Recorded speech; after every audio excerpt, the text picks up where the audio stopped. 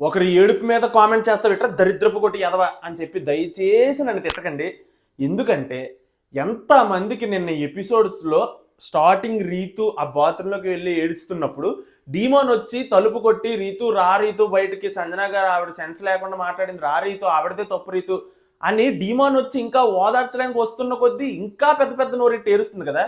నాకైతే ఆ ఏడుపు నిజంగా నిజంగా నిజంగానే నటనలాగా అనిపించింది భయ్యా.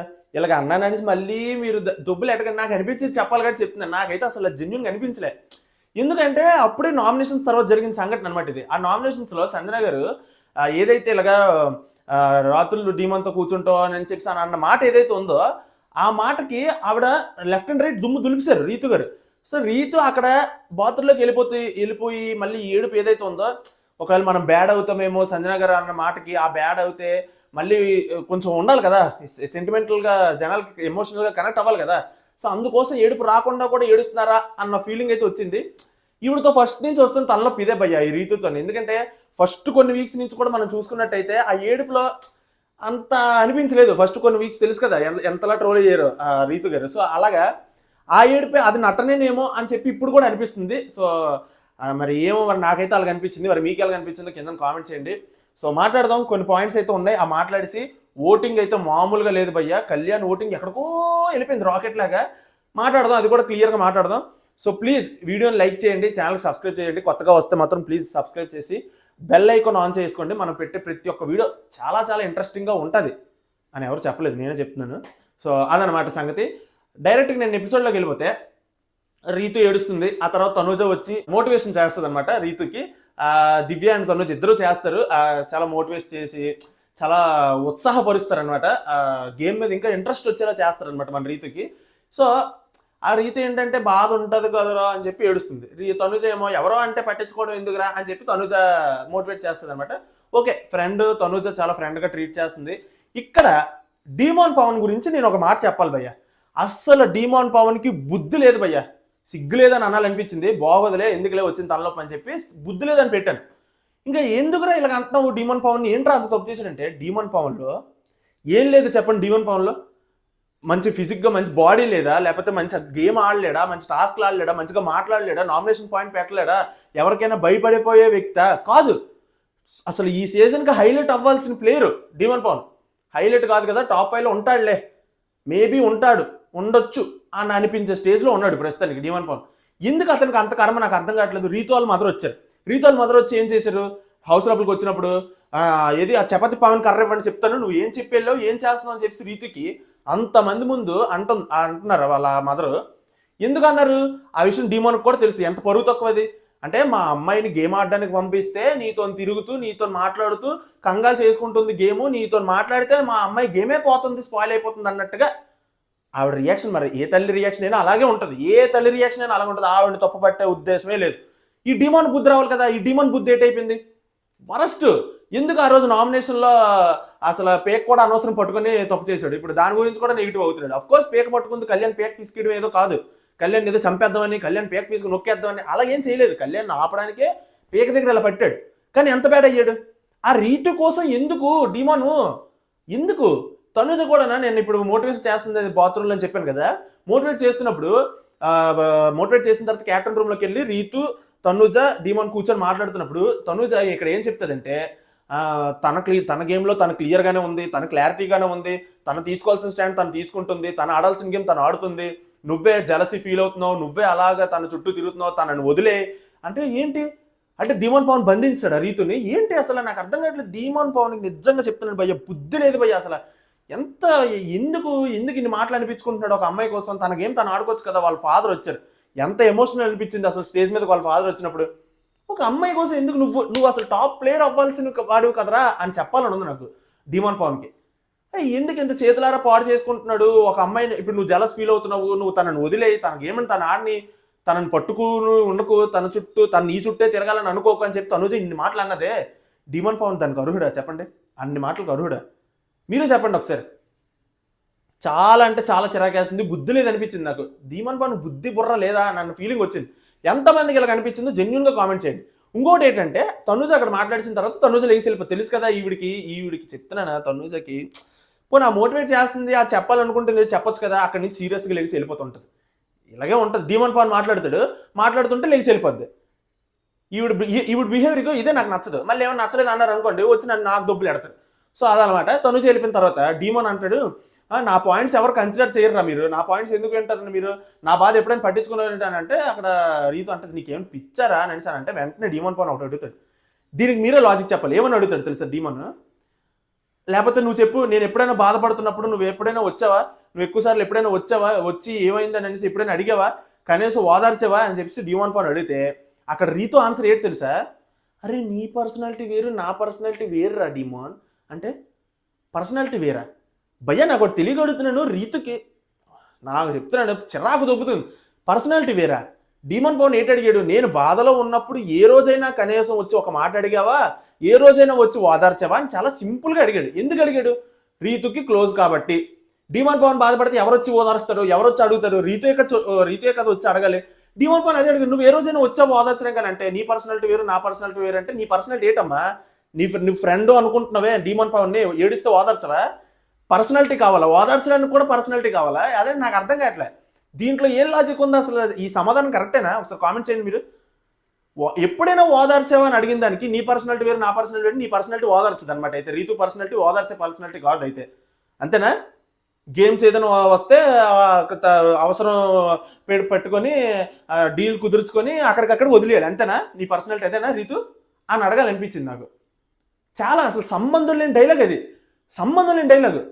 సో మీకు ఎంతమందికి ఇలా అనిపించిందో జెన్యున్గా కామెంట్ చేయండి. అండ్ నేను చెప్పిన మాట కరెక్టేరా, ఈ గణేష్ గడ్ చెప్పింది కరెక్టేరా అన్న థాట్ మీకు కనీసం ఎక్కడో కాస్ అంతేనే వస్తే వీడియోకి లైక్ చేయండి భయ్యా. అంతకు మించి మీరు ఇచ్చిన నాకు గిఫ్ట్ ఇంకోటి లేదు. సో నాకు ఇక్కడైతే Ritu completely wrong and demon పవన్కి బుర్ర బుద్ధి లేదు అనిపించింది. ఎందుకంటే ఒక రీతు ఒక అమ్మాయి కోసం చాలా చాలా చాలా చాలా చాలా టాలెంటెడ్ ప్లేయరు, బిగ్ బాస్ హౌస్లో కరెక్ట్ జెన్యున్ కంటెస్టెంట్ అనవసరంగా బ్యాడ్ అయిపోతున్నాడు. అనవసరంగా ఆ తనుజ కూడా మాట్లాడేస్తుంది వచ్చి, ఏదో డీమోన్దే తప్పు అన్నట్టు, డీమోనే ఏదో పట్టుకొని ఏలాడుతున్నట్టు రీతుని. సో అలా ఉంది పరిస్థితి.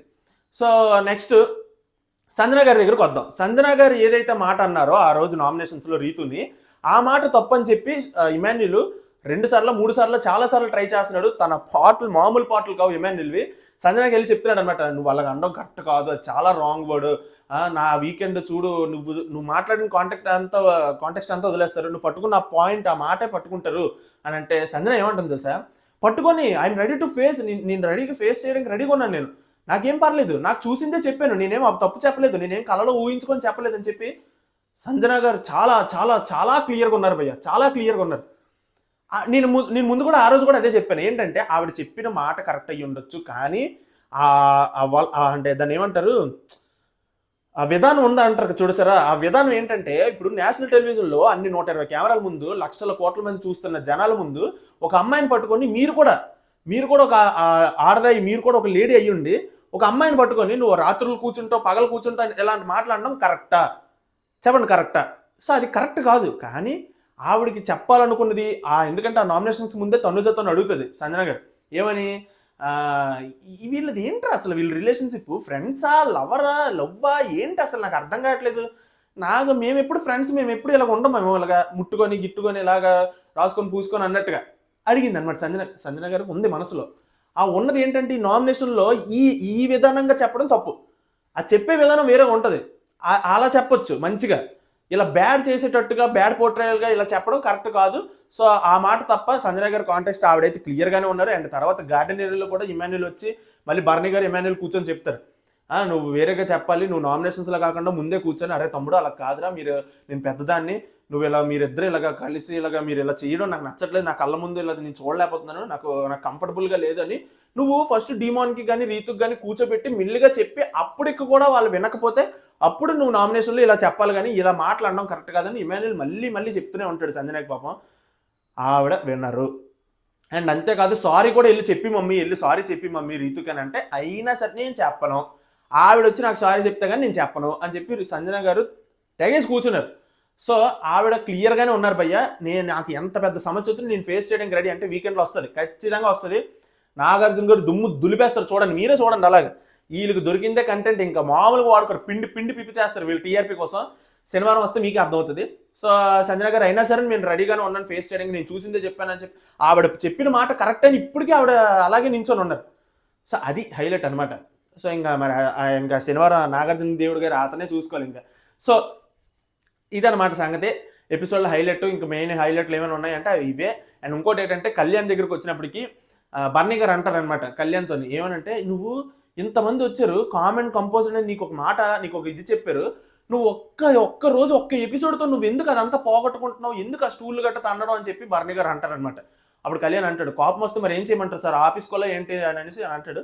కరెక్టే, కోపం వచ్చినప్పుడు నువ్వు నీ ఒరిజినాలిటీ తెలియాలి కదా, కళ్యాణ్ ఒరిజినాలిటీ అది కోపం వచ్చినప్పుడు తెలియాలి కదా, అది జనాలకి తెలిస్తే మంచిదే కదా, బ్యాడో గుడ్డో ఆ తర్వాత జనాలు నిర్ణయిస్తారు. సో ఇలాంటివి తెలియాలి. కోపం వచ్చినా సరే ఈ బర్నీ గారు చెప్తున్నాను కదా, ఈ గేమ్ దెబ్బడిపోవడానికి ఇదే కారణం. కోపం వస్తే కోపం చూపించవచ్చు కదా, ఒక్క ఎపిసోడ్ పోగొట్టేసుకోవడం అని అంటే ఏంటి, ఇతను అలాగే దాచేసుకొని వీళ్ళకి నటిస్తున్నారు అనమాట హౌస్లో. అది మళ్ళీ కళ్యాణ్ కూడా ఎక్కిస్తున్నారు అనవసరంగా.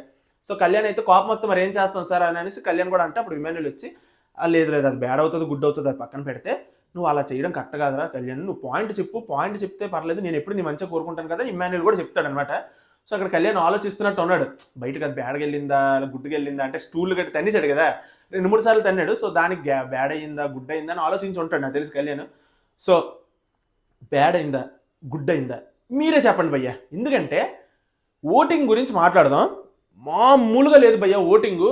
దీనికి ఏంటంటే నామినేషన్స్ రోజు మ్యాక్సిమం ప్లస్ అయ్యింది కళ్యాణ్కి, మ్యాక్సిమం ప్లస్ అయ్యింది. ఎందుకంటే డిమోన్ గొంతు పట్టుకోవడం, ప్లస్ రీతు మీదకి రావడం, కళ్యాణ్ కూడా మీదకి వెళ్ళడం, ఆ హీరోయిజం ఎడిటింగ్లో ఫ్యాన్స్ ఎడిటింగ్లో బాబోయ్ మామూలుగా లేదు, కళ్యాణ్కి ప్లస్ అయ్యింది. దానితో పాటు ఆ నామినేషన్స్ ఏదో ప్లస్ అయ్యింది అంటే ఒకదానికొకటి 1+1 ఆఫర్ లాగా నిన్న ఎపిసోడ్లో కూడా మళ్ళీ ప్లస్సే. బర్నీ గారు గౌతమ్తో ఆడి ఓడిపోయారు ఆ టాస్క్, కానీ కళ్యాణ్ మాత్రం ఎవరు ప్రియాంకతో ఆడి గెలిచాడు, క్యాప్టెన్సీ కంటెండర్ కూడా అయ్యాడు. సో ఇలాగా ఒక ఎపిసోడ్ తర్వాత ఇంకొక ఎపిసోడ్ పాజిటివ్గా పడిందంటే ఆ కంటెస్టెంట్ నిజం చెప్తున్నాను భయ్యా, ఇన్ని సీజన్లో ఏ రోజు కూడా నేను ఎలాంటి ఓటింగ్ చూడలేదు. తనుజ అసలు ఫస్ట్ వీక్ నుంచి ఇప్పటి వరకు నేను ఓటింగ్ వీడియోలు చేయడం ఎప్పుడో ఆప్సాను మ్యాక్సిమం 4th 5th వీక్లోనే ఆప్సాను నేను ఓటింగ్ వీడియోలు చేయడం.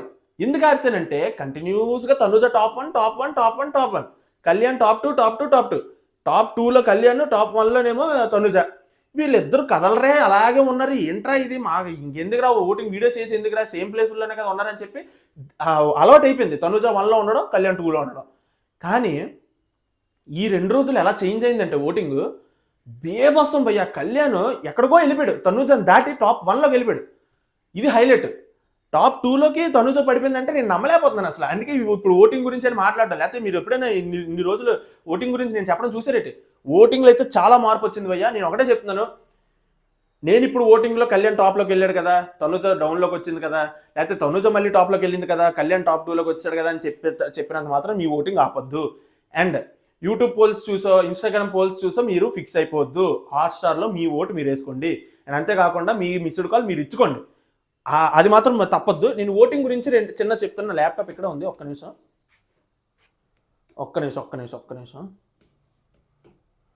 ఓకే, ఒక్కసారి 1 minute గైస్, 1 minute. సో ఒక అన్అఫీషియల్ పోల్లో మీరు చూసుకున్నట్టయితే కళ్యాణ్ టాప్లో ఉన్నాడు, తనుజ తర్వాత 3rd ప్లేస్లో ఇమాన్యుల్ ఉన్నాడు భయ్య. Emmanuel 3rd place, and Sanjana గారు 4th ప్లేస్, తర్వాత బర్నీ గారు, తర్వాత డిమాన్ పవన్, తర్వాత సుమన్ శెట్టి, తర్వాత దివ్య అనమాట. అండ్ మీరు కామెంట్ చేయండి, ఎవరు ఈ వీక్ వెళ్ళిపోవాలి అని మీరు అనుకుంటున్నారు, ఎవరు వెళ్ళిపోతారని మీరు అనుకుంటున్నారు. మ్యాక్సిమం దివ్య గారు చాలా డేంజర్ జోన్లో ఉన్నారు, లాస్ట్ వీక్ వెళ్ళిపోవాల్సింది, మరి ఈ వీక్ ఏమవుతుందో చూద్దాం. అండ్ తర్వాత సుమన్ శెట్టి కూడా డేంజర్లోనే ఉన్నాడు. తర్వాత మన యూట్యూబ్కి ముఖ్య పెద్ద ఆదిరెడ్డి గారి పోల్ అయితే చూద్దాం. ఇమాన్యుల్, తనుజ, డీమన్ పవన్, కళ్యాణ్, వీళ్ళలో విన్నర్ ఎవరు అని చెప్పేసి అతను పెట్టిన ఈ పోల్లో కళ్యాణ్కి 46%, తనుజ గారికి 37%, డీమన్ పవన్కి 5%, ఇమాన్యుల్కి 13%. సో ఇక్కడ కళ్యాణ్ దూసుకెళ్ళిపోయాడు అంతే. అతని పోల్లోనే ప్రీవియస్ పోల్స్ మీరు వెళ్ళి గమనిస్తే తనుజ టాప్ 1లో ఉండేది, అసలు కదిలేదు కాదు టాప్ 1 నుంచి. ఇప్పుడు ఏంటంటే కళ్యాణ్ వెళ్ళిపోయాడు టాప్ 1కి, అది కామెడీ. ఇంకోటి ఏంటంటే ఇంకొక యూట్యూబర్ అనమాట టాప్ వ్యూస్ అనేసి, ఇతను మీకు తెలిసే ఉంటారు. సో కళ్యాణ్ 50%, తనుజ గారు 36%, ఇమాన్యుల్ 8%, డీమాన్ 6%. సో ఇది పోల్ అయితే ఇలా ఉన్నాయి అనమాట. అండ్ మన ఛానల్లో కూడా పోల్ పెట్టాము, సో అది కూడా మీరు చెక్ చేయొచ్చు. మన ఛానల్లో కూడా ఆఫ్ కోర్స్ కళ్యాణ్ టాప్లో ఉన్నాడు. నేనేం చెప్తున్నానంటే ఇన్ని రోజులు కళ్యాణ్ ఎప్పుడు తనుజ ఉన్నప్పుడు టాప్ 1లోకి వెళ్ళలేదు భయ్య, వెళ్ళలేదు అంతే. ఎవరి ఛానల్ అయినా, ఎవరి ఇన్స్టాగ్రామ్ పేజ్ అయినా, ఏ అన్అఫీషియల్ పోల్ అయినా అసలు వెళ్ళలేదు. కానీ ఈ 2 రోజులు దాట్స్ ఇట్. సో విన్నర్ అయిపోయే ఛాన్స్ కళ్యాణ్కి పెరిగింది, పెరగడం కాదు, విన్నర్ కూడా అయిపోవచ్చు అన్న టాక్లోకి అయితే వచ్చాడు. ఇంకా ముందు ఎపిసోడ్లు బట్టి ఇంకా ముందు చేంజ్ అయ్యే ఛాన్స్ ఉంది. తనుజ ఆర్ కళ్యాణ్ వీళ్ళిద్దరిలో విన్నర్ పక్కా ఫిక్స్ అయిపోండి. అండ్ రన్నర్ కూడా వీళ్ళిద్దరిలోనే పక్కా. ఎమాన్యుల్కి అయితే ఛాన్సే లేదు, ఎమాన్యుల్ థర్డ్ ప్లేస్లో ఫిక్స్ అని అనేసి నాకైతే అనిపిస్తుంది. అండ్ మీకేమనిపిస్తుంది కింద కామెంట్ చేసి చెప్పండి. అండ్ మీ టాప్ 5 ఎవరు, ఈ వీక్ ఎవరు వెళ్ళిపోవాలనుకుంటున్నారు, ఎవరు విన్నర్ అనుకుంటున్నారు, ఎవరు రన్నర్ అనుకుంటున్నారు, ప్రతిదీ కామెంట్ చేసేయండి. అండ్ నేను చెప్పిన మాటలు, నేను చెప్పిన పాయింట్స్ ప్రతిదీ కరెక్ట్ అని మీకు అనిపిస్తే వీడియోకి లైక్ చేసి ఛానల్ సబ్స్క్రైబ్ చేయండి భయ్యా. సో ప్లీజ్ హెల్ప్ చేస్తారు అనుకుంటున్నాను, సబ్స్క్రైబ్ చేసుకోండి, అదే నాకు చేసిన పెద్ద హెల్ప్. అండ్ అది నెక్స్ట్ వీడియోలో మళ్ళీ కలుసుకుందాం. Thank you for watching.